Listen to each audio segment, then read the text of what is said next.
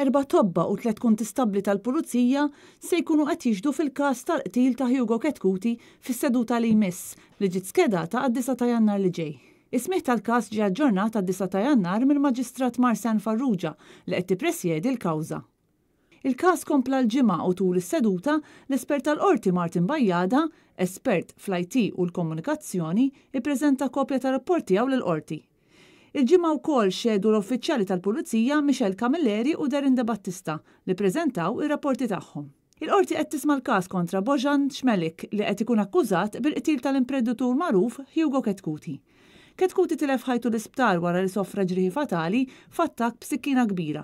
L-attakk ġara fis-Sigħat Bikrin ta' għodwa f'Lulju li għadda f'Paċeville, propju f'lokal tal-istess Ketkuti.